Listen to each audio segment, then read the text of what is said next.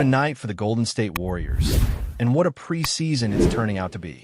Last night's game wasn't just a win, it was a statement. Falling behind by as many as 18 points, the Dubs clawed their way back and reminded everyone exactly why they're still a team to fear heading into the new season. And while preseason games don't count in the standings, make no mistake, the signs we're seeing are very real. Now, let's talk about what made that comeback so impressive. Sure, Steph Curry did what he always does, dazzling with ridiculous threes and making it all look easy. He was throwing up shots like it was 2016 again. And when he gets going like that, it's almost unfair for the other team. But what really stood out wasn't just Steph. It was the overall cohesion of the group. The unity, the chemistry, the way they moved the ball, fought for rebounds, and stayed locked in mentally. That's the kind of energy we haven't seen consistently from this team since their championship run back in 2022. And that's exactly what you want to see as the regular season approaches. Now, yes, there were some slip-ups. That brutal turnover by Quentin Post, the one where Shot-In Sharp picked his pocket and coasted in for the dunk, was not a great look. But you've got to give credit where it's due. Post bounced back and ended the night with 16 points. For a guy still trying to prove himself and earn minutes in a crowded rotation, that matters. Especially with the frontcourt rotation potentially thin throughout the regular season. We know that Al Horford won't be playing heavy minutes every night. He just can't. And when the Warriors go up against teams like the Nuggets or the Timberwolves, teams with real, physical bigs, someone like Post is going to have to step up and handle those matchups. So, mistakes like that turnover, not ideal. But effort, hustle, and bouncing back with scoring and toughness, that's what will earn him trust from the coaching staff. And speaking of the rest of the roster, let's not forget about Trayce Jackson-Davis. He was working the glass like a vet, pulling down boards and doing the dirty work. And that's crucial because one of the few gaps this team has shown in recent years has been rebounding. When guys like TJD are getting physical down low and helping clean the boards, it gives the Warriors a much-needed edge, especially when going small isn't always an option anymore. But let's keep it real for a second. This was their second comeback win over the Blazers. That's not exactly something you want to be doing if you consider yourself a top-tier team. Portland is clearly in rebuild mode, and if you're fighting from behind against a team like that, even in preseason, there's still a lot to clean up. That said, the resilience and fight are encouraging. You'd rather learn those lessons now than in games that actually count. Now, this upcoming matchup against the Clippers to close out the preseason, that one's going to be interesting. That's the kind of game where both teams will likely treat it as a final dress rehearsal. Expect to see starters play extended minutes, not heavy, but enough to build rhythm and chemistry. I wouldn't be shocked if Steph, Draymond, and Jimmy each log around 30 minutes. And yeah, that means we're probably going to get a real glimpse of how far Al Horford can be pushed at this stage of his career. The good news? He's looked sharp so far. He's spacing the floor, making smart passes, and creating room for slashers like Kuminga and Jimmy to attack. Now about Kuminga, let's talk potential. He's shown flashes, but the big question is whether he can take that next step and become a reliable scoring option. Because right now, this team needs a solid second or even third scorer. We know Steph is going to do his thing, but relying solely on him for offensive firepower is risky, especially over the grind of an 82-game season. Last night, Post was the second highest scorer with 16 points. That's fine for a preseason game, but heading into the regular season, the Warriors need more players consistently stepping up and threatening opposing defenses. And while multiple guys did reach double figures last night, none truly looked like someone who could take over if Steph had an off night, or worse, had to sit out.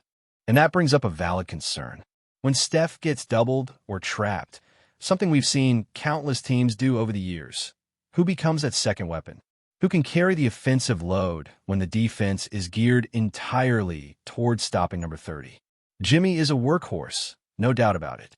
He'll give you effort, drives, grit, and buckets. But he's not the type to explode for 30 on any given night. That's what separates elite scoring teams from the rest, having multiple guys who can go nuclear. Look at the Phoenix Suns. With players like Jalen Green and Devin Booker, they can go on a 15-point run in under 2 minutes. That's the kind of firepower that can bury you if you're not careful. And that's why someone like Buddy Hield becomes so interesting. We've seen him have nights where he catches fire, but he hasn't been consistent enough to be considered a reliable second option. And then there's Pods. Sure, he showed out against the Lakers with a big game, but we can't expect that kind of performance every night. So the need for a dependable secondary scorer is still very much on the table. Maybe that player emerges as the season goes on, or maybe the front office has to look for help outside. But for now, it's a question mark, and one that could come back to haunt them in close games. Now, while we're talking offense, let's give some love to Steph's free throw shooting. He went 12 for 13 from the line last night, and that's a big deal, especially with the new hot contact rule changes in play. Those extra trips to the stripe added up fast, and they played a huge part in the Warriors clawing their way back into the game. It gave me flashbacks to peak James Harden, when he'd basically build his entire offensive game around drawing contact and getting freebies.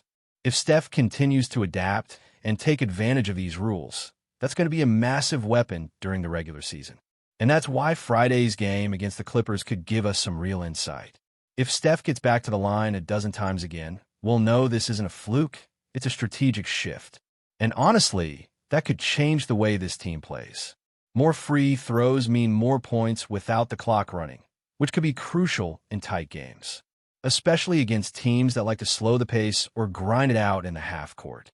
And we can't forget, Friday's game isn't just a preseason closer. It's a tone setter, the last chance to fine-tune rotations, test combinations, and send a message. This team opens the season against the Lakers, and if they come into that game clicking on all cylinders, it could set the tone for the rest of the month. The Lakers are expected to be at full strength, with both Marcus Smart and Luka Doncic in the mix. And the Warriors haven't faced those two together yet. So we're going to get a very real test right out of the gate. Now, let's shift gears a little bit.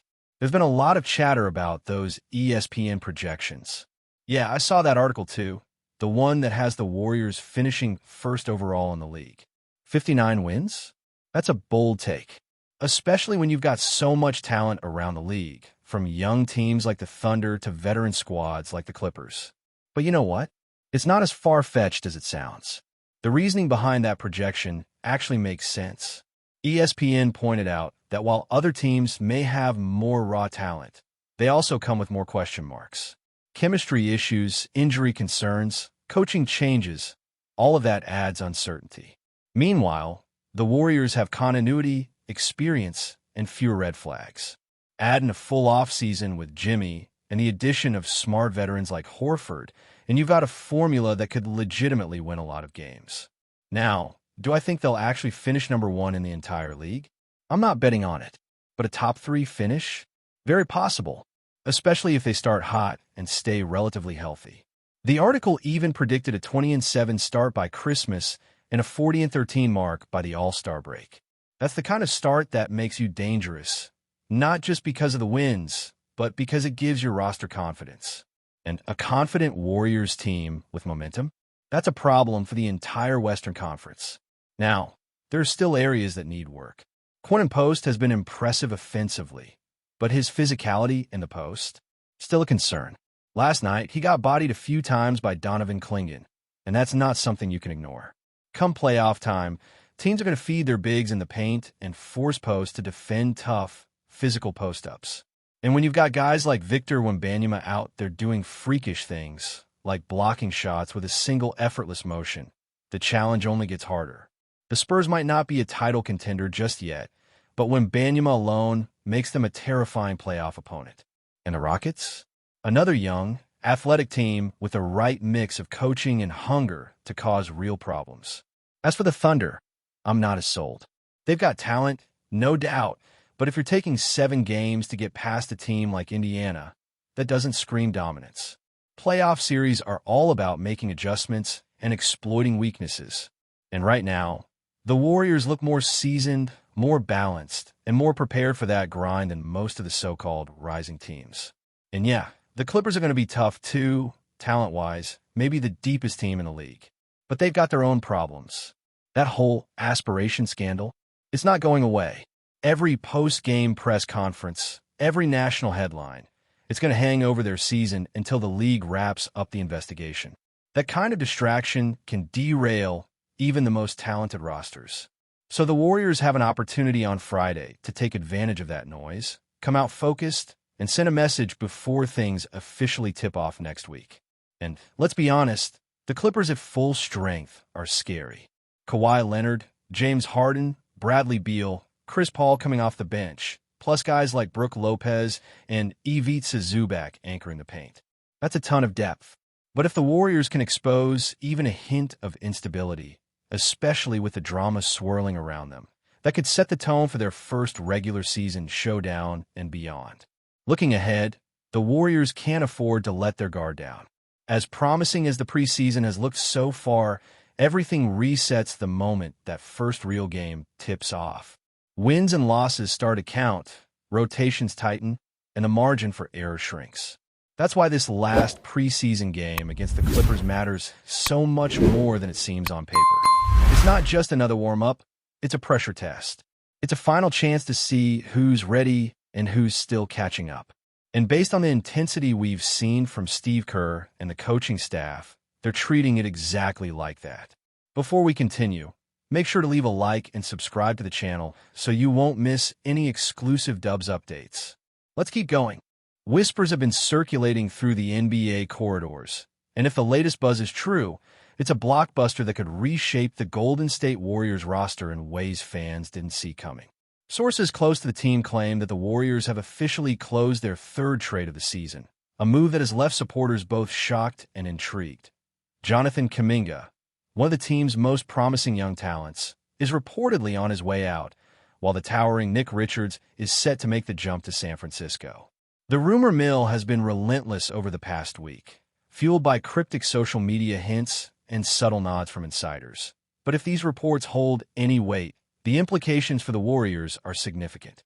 Kuminga, with his explosive athleticism and growing reputation as a two-way force, has been seen as a cornerstone of Golden State's youth movement. His potential seems nearly limitless, making the whispers of his departure feel almost surreal. On the flip side, Nick Richards, the 7-footer known for his imposing presence in the paint and shot-blocking capabilities, could bring a different dimension to the Warriors' lineup. The chatter suggests that Golden State is looking to reinforce its interior defense, perhaps signaling a shift in strategy that prioritizes size and rim protection over the speed and versatility Kuminga offers. Analysts speculate that the front office might be eyeing a roster more balanced in height and muscle, especially for the playoff grind where big men often dictate the pace. Fans are already divided. Social media threads show a mix of excitement and anxiety. Some see Richards as the missing piece to bolster the Warriors' championship hopes, while others fear losing Kuminga might cost the team its youthful spark and dynamic versatility.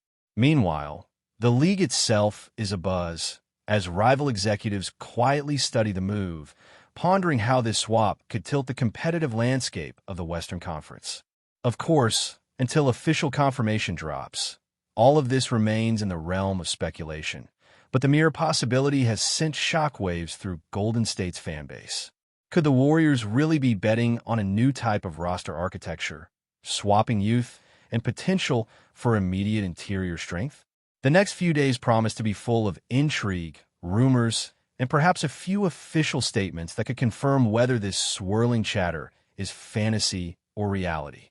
For now, the NBA world watches, whispers echoing from the Bay to every corner of the league. Stay updated exclusively with the latest Dub Nation news. Subscribe to our channel and hit the like button to keep getting daily updates on the Warriors. Don't forget to share your thoughts in the comments. Your input is essential for the Dubs community. Stay tuned for the next video.